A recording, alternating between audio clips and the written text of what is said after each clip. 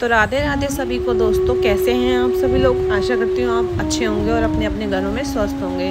तो चलिए आज आइए इस वीडियो के माध्यम से मैं आज आपको बताऊंगी पुत्रदा एकादशी कब है और पुत्रदा एकादशी पर साधारण तरीके से पूजा कैसे करें और पुत्रदा एकादशी क्यों मनाई जाती है, इसका समय क्या है, इसके नियम क्या है और इसका पारण कब करना है। तो चलिए दोस्तों आइए इस वीडियो के माध्यम से मैं आपको सारी जानकारी देती हूँ। बने रहना इस वीडियो में अंत तक देखना।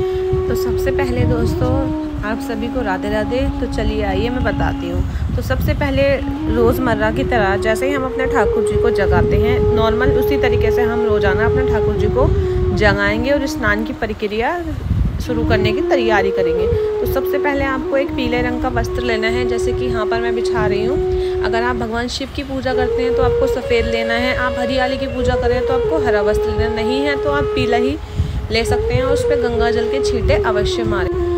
या फिर आप लाल रंग का कोई भी अच्छा वस्त्र ले सकते हैं जो एकदम साफ सुथरा, आप भगवा रंग जो होता है आप वो भी ले सकते हैं। तो गंगा जल के छींटे वगैरह मारने के बाद उसके बाद मेरे यहाँ पे लड्डू गोपाल जी की जो ये पात्र है जिसमें मैं अपने ठाकुर जी को स्नान कराती हूँ, आपको ऐसा कोई एक साफ पात्र ले लेना है जिसमें आप घर में रसोई में यूज़ ना करते हो, ऐसा लेना है जो सिर्फ भगवान जी के लिए आप लेके आए हो स्नान वगैरह कराने के लिए। उसमें आप कमल दल, स्वास्तिक इत्यादि आप दोनों में से कुछ भी आप बना सकते हो जो भी आपको अच्छा लगता हो। तो मैंने यहाँ पर स्वास्तिक बनाया है, आप सब देख सकते हैं। इस तरीके से जिन लोगों को नहीं आता वो ऐसे देख करके भी बना सकते हैं वीडियो के माध्यम से। तो इस तरीके से आपको स्वास्तिक बनाना है। कमल दल कैसे बनाते हैं वो भी आपको अगली वीडियो में आप देख सकते हो, जो हमारी पिछले की वीडियो है। जिसको नहीं आता वो आके देख सकता है। तो फूलों का सिंहासन दे करके हमें अपने ठाकुर जी हमें विराजमान करने हैं। उसके बाद हमें अपने लड्डू गोपाल जी को स्नान कराना है। और आप चाहें तो आज के दिन गाय के घी से अपने लड्डू गोपाल की मालिश कर सकते हैं। गाय का घी ना हो तो गाय का कुछ भी, जैसे दूध वगैरह होता है तो आप उससे लड्डू गोपाल जी को ज़रूर स्नान कराएं। स्नान में या फिर खिलाने पिलाने में आप आज के दिन ज़रूर इस्तेमाल कीजिए। तो आप सभी को पता है लड्डू गोपाल जी के स्नान कराते समय उनके स्नान के पानी में गंगा जल का इस्तेमाल नहीं किया जाता और उनको किस तरीके से स्नान किया जाता है। सबसे पहले उनके चरणों को पानी डाला जाता है, फिर उनके हाथों पे, फिर उनकी छाती पे, फिर उनके सिर पे पानी डाला जाता है। एकदम से हम लड्डू गोपाल जी के एकदम सर पे से हम पानी नहीं डालते। आप सब ये एक बात जान लीजिए और अच्छे से हम अपने लड्डू गोपाल जी को मसल करके स्नान कराएंगे। ये हमने गाय का कच्चा दूध लिया था, जैसे कि मैं आपको बता रही हूँ। आज के दिन आपको गाय के घी का या दूध का ज़रूर इस्तेमाल करना है। पुत्रदा एकादशी में ये बहुत शुभ माना जाता है। जो ये पुत्रदा एकादशी होती है ये संतान की मनोकामना, संतान प्राप्ति, संतान को सुख समृद्धि प्राप्त हो, इन सब चीज़ों के लिए पुत्रदा एकादशी का व्रत किया जाता है। और पुत्रदा एकादशी जो है वो साल में 2 बार आती है। एक सावन मास में आती है, पहली मैंने आपको बताई सावन मास में, और दूसरी पौष माह में। 2 पुत्रदा एकादशी आती है। आप दोनों पुत्रदा एकादशी पर जिनके संतान नहीं है या जिनको पुत्र की कामना है वो लोग व्रत कर सकते हैं। उसकी कथा भी होती है। इसकी कथा सुनकर ये व्रत शुरू करा जाता है। और जैसे कि मैंने आपको बताया पुत्रदा एकादशी संतान प्राप्ति के लिए होती है और पुत्र प्राप्ति के लिए होती है। पुत्र ही या पुत्री जो भी आपकी मनोकामना हो, संतान का मतलब होता है कि संतान, उसमें कोई पुत्र या पुत्री नहीं होती।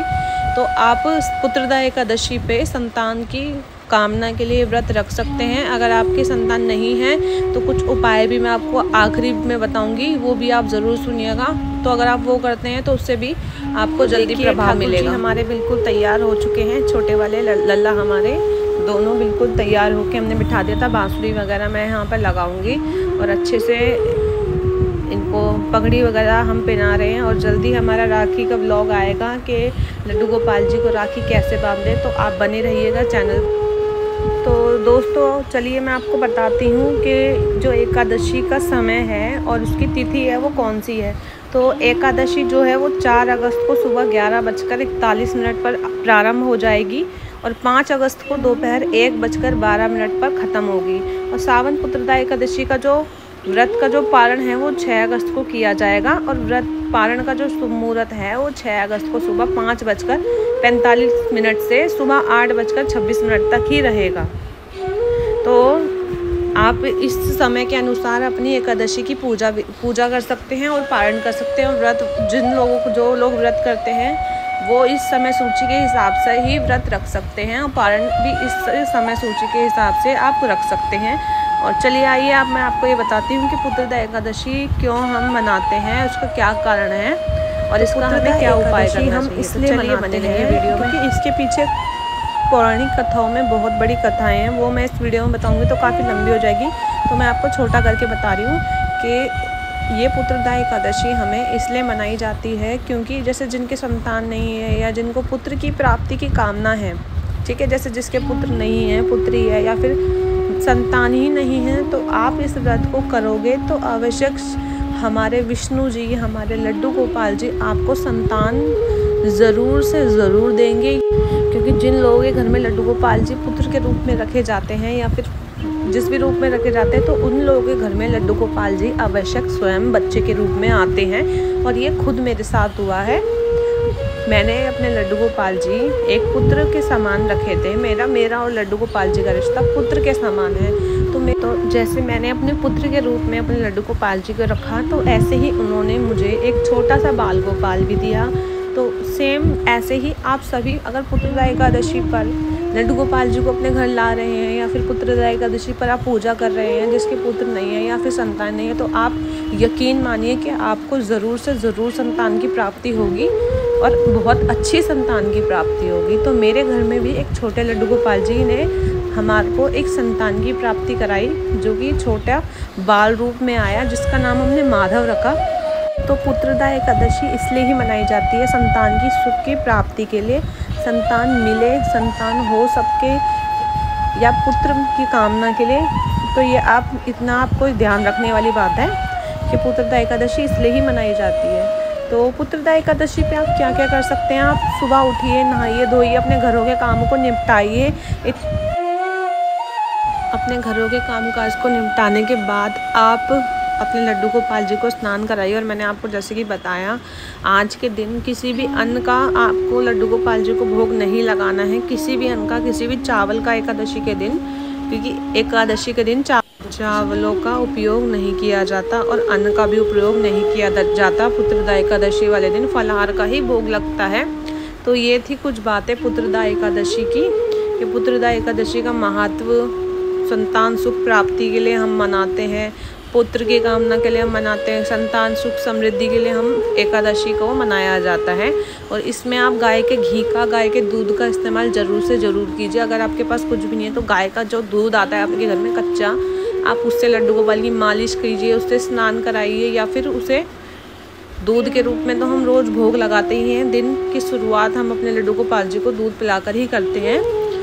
तो उसके अलावा आप गाय के दूध का इस्तेमाल कर सकते हैं लड्डू गोपाल जी को स्नान वगैरह कराने में। और लड्डू गोपाल जी के स्नान में गंगा जल नहीं डालना है बिल्कुल भी। तो ये कुछ बातें हैं ध्यान रखने वाली। तो चलिए आइए आज आपको मैं एक बात बताती हूँ कि जो आप एक उपाय कर सकते हैं, वो क्या उपाय है संतान को प्राप्त करने का। तो चलिए, तो आपको पुत्रदा एकादशी वाले दिन एक जो है वो बाँस की बाँसुरी खरीदनी है और उस बाँसुरी को आपको भगवान श्री कृष्ण के मंदिर में जा कर के देना है। तो जब आप ये बाँसुरी आप अपने श्री कृष्ण को अर्पित करेंगे, तो सबसे पहले बाँसुरी एक ऐसी चीज़ है जो सबसे पहले हर कोई बजा कर देखेगा, चाहे किसी को आती हो चाहे ना आती हो। तो सबसे पहले जब श्री कृष्ण श्री हरि उस बाँसुरी को बजाएंगे, जो आपने अपनी मनोरथ पूरी करने के लिए लड्डू गोपाल जी को अर्पित की है, श्री हरि को अर्पित की है, तो जब उसकी आवाज़ से जो उसकी मधुर आवाज़ निकलेगी, उससे श्री कृष्ण आपकी सारी जो आपकी दुख परेशानी है उसको हर लेंगे और आपको जल्दी ही संतान की प्राप्ति कराएंगे। तो आपको ये छोटा सा उपाय करना है कि आपको बाँसुरी खरीद करके श्री कृष्ण श्री हरि के मंदिर में जा कर के उनको देनी है। उनसे अपनी मनोरथ, अपनी मनोकामनाएँ जो भी हैं उनके सामने ज़रूर बोलनी है। और उसके बाद आप देखिएगा आपके जो सारे दरवाजे बंद हैं, सारे रास्ते बंद हैं, वो ज़रूर खुलेंगे। तो यही था कोई छोटा सा उपाय, तो आप ज़रूर कीजिएगा। इस उपाय से आपको बहुत जल्दी समाधान भी मिलेगा। तो उसके बाद मैंने आपको इस वीडियो में आपने पहले देखा कि मैंने यहाँ पर कुछ अपनी दक्षिणा भी रखी है, क्योंकि पूजा में रही कमियों को दक्षिणा ही दूर करती है। तो तो उसके बाद मैंने अपने लड्डू गोपाल जी को इत्र वगैरह लगाया। आप चाहे तो पेड़े का भोग लगा सकते हैं। मैंने पेड़े का भोग नहीं लगा पाई, तो मैं फलाहार का ही भोग लगा रही हूँ, दूध का फलाहार का अपने लड्डू गोपाल जी को। बहुत ही साधारण तरीके से मैं आपको दिखा रही हूँ। मिश्री का भोग लगा रही हूँ मैं यहाँ पर। आप चाहे तो अच्छे अच्छे फलों का पकवान बना करके भी लगा सकते हैं। जो आपके पास उपस्थित हो आप उस चीज़ का भी भोग लगा सकते हैं। तो देखिए, जो मेरे पास उपस्थित है मैं उस चीज़ों का भोग लगा ही देती हूँ। और लड्डू गोपाल जी को आप दूध का भोग सुबह आप ज़रूर आवश्यक लगाएं। उनकी शुरुआत दूध से ज़रूर कीजिए, क्योंकि सिर्फ एक ये काम नहीं है, ये हमारा कर्तव्य है अपने लड्डू गोपाल जी को सुबह उठ करके दूध पिलाना, स्नान इत्यादि कराना। तो ये आप डेली करें। तो उसके बाद मैंने साधारण तरीके से पूजा भक्ति का भाव रख करके पूजा करी अपने लड्डू गोपाल जी की। जो भी अपनी मनोकामना है वो अपने लड्डू गोपाल जी को बताई। अब जब जो पूजा करते समय अपनी अपनी जो भी अपनी मन की भावना है वो आप अपने ठाकुर जी के साथ ज़रूर बांटें, तो आपके लड्डू गोपाल जी उनको बहुत जल्दी सुनेंगे और उस चीज़ को हरेंगे। तो यही है कुछ बातें। तो आपको एक बात और बताऊं कि आप पुत्रदा एकादशी वाले दिन जिनके घर में लड्डू गोपाल नहीं है और वो इच्छा रखते हैं पुत्र की प्राप्ति की, तो आप अपने घर में पुत्रदा एकादशी वाले दिन या फिर जन्माष्टमी वाले दिन आप लड्डू गोपाल जी को ला सकते हैं बहुत ही विधि अनुसार, और उनका प्राण प्रतिष्ठा भी करा सकते हैं विधि अनुसार। तो उस दिन आप लाएंगे तो काफ़ी शुभ रहता है, जन्माष्टमी के दिन या पुत्रदा एकादशी के दिन। तो ये थी कुछ बातें जो मैंने आज आपको बताई। आपको कैसी लगी हो तो आप कमेंट में एक लाइक ज़रूर करना, अच्छी लगी हो तो मिलते हैं अगली वीडियो के साथ। राखी की वीडियो भी जल्दी आएगी। धन्यवाद दोस्तों।